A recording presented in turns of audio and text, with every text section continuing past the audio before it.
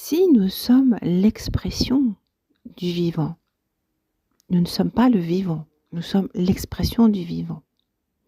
Alors, quand tu émets une idée ou une pensée, que tu le fais passer par le vivant, que tu l'envoies au vivant, ou tu traites directement avec le vivant, alors l'expression du vivant sera autre chose que ta propre expression, que l'expression de ton avatar. C'est-à-dire que tout ce que tu veux mettre en place ici sur le terrain, sur la terre ou dans le système, ça ne fonctionne pas comme le vivant. Pas du tout. Si tu as une intention, fais-en part au vivant, parce que lui, il a une expression bien particulière et bien à lui d'exprimer ta pensée et ton idée. Donc, si tu dis que toi, l'argent n'est pas bénéfique comme il est aujourd'hui, n'a pas de bénéfice euh, pour l'humanité et pour l'humain, et que tu en fais part au vivant, laisse les choses faire. Parce que lui, il va exprimer cet événement à sa manière. Le vivant, il exprime de mille et une manières les événements, les formes, les sons. Et quand tu dis quelque chose, quand tu formules une pensée, c'est peut-être une vibration et un son, un codage, un code. Nous, on est l'expression d'un code, l'expression d'une vibration, l'expression d'une fréquence, par le vivant, par, euh, par un procédé bien particulier dans cette marmite ou dans cette marmite de beauté, dans cette marmite normalement de beauté, de, de bien-être, de perfection, de Dieu, de vivant, du Christ.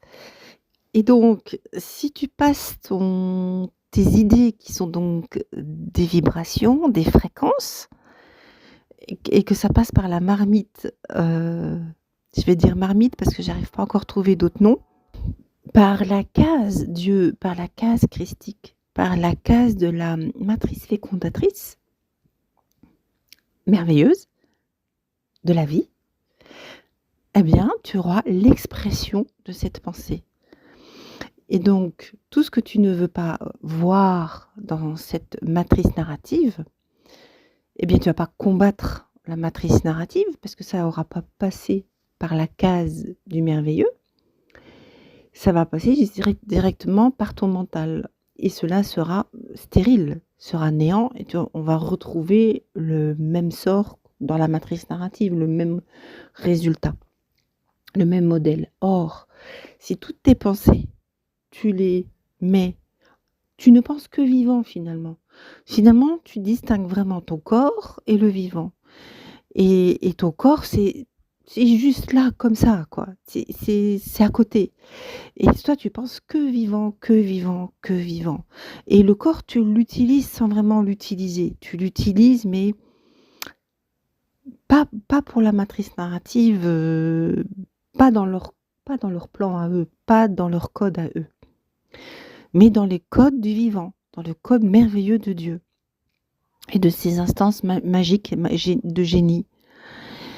Donc tout ce qui est transmuté, ça va transmuter tes pensées.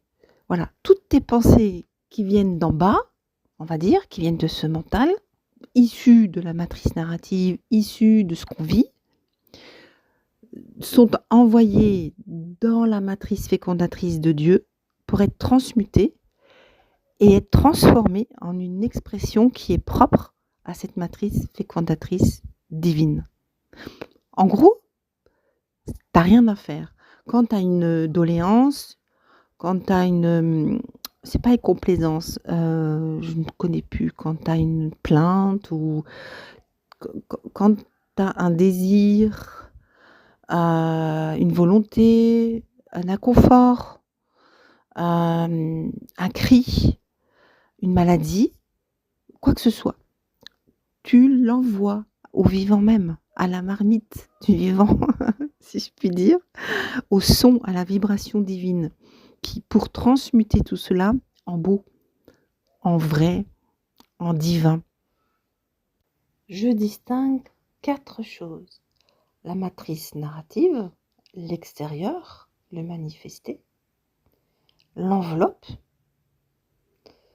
le moi au milieu, le soi, le moi, enfin la conscience, et le vivant, le cœur, qui est relié au cœur, le vivant, les pulsations, la création, l'intelligence, la sagesse, tout ça, le vivant. Je ne sais pas si on peut l'assimiler à Dieu, mais peut-être.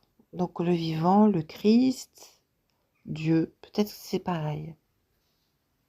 Tout ce que tu donnes corps, donc vie, dans la matrice narrative, dans l'extérieur, ne fait que empirer, ne fait que exister. Si tu réponds à leurs règles et à leurs normes, eh bien tu fais continuer le système. En même temps, c'est compliqué parce que, admettons, si je déclare pas mes impôts, je risque, quoi, parce qu'on est quand même sous l'effet de la justice. Donc ça, je ne peux pas le régler. Étant donné que je ne peux pas le régler, donc je dépasse mon enveloppe, là je suis dans le moi, et je m'adresse à mon cœur, au vivant, au grand vivant que j'ai reconnu, grâce au rocher, grâce à la roche, grâce au minéral. Il y a d'autres, évidemment, avant. Et donc je m'adresse au vivant, afin que lui trouve des solutions, parce que je lui émets le fait que c'est pas comme ça que ça doit se passer, c'est de la rigidité, c'est de l'ostrasie, enfin je sais pas comment on appelle ça, quelque chose qui est trop serré, et donc ce n'est pas vivant, ce n'est pas ça vivre.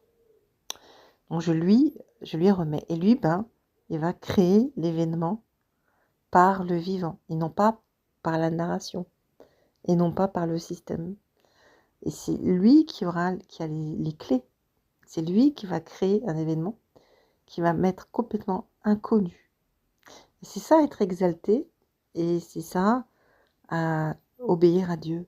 Et c'est ça changer le monde, et c'est ça être son sauveur.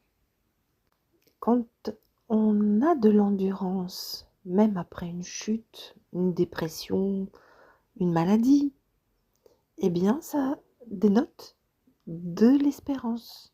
Quelqu'un qui résiste à la maladie ou après une maladie, celui qui est endurant durant cette convalescence, cette guérison, parce que c'est une guérison finalement, même en dépression, on fait la guérison. Eh bien, être dans cette endurance, c'est avoir de l'espérance. Sinon, pourquoi endurer ? Endurer porte ses fruits. Tempérer porte ses fruits parce que ça fait naître l'espérance. Ça veut dire faire naître du nouveau, un nouveau monde, de la nouveauté. Serions-nous une enzyme ou une protéine mis sous une forme du vivant ? Parce que finalement, quand on regarde dans la nature, tout a un rôle. Tout est en syntropie, en symbiose, avec un rôle bien défini pour qu'il y ait un équilibre. Et nous, les humains, quand on arrive sur Terre, il y a peut-être une protéine ou quelque chose comme ça, mais sous l'aspect d'un humain qui est là pour un rôle bien défini.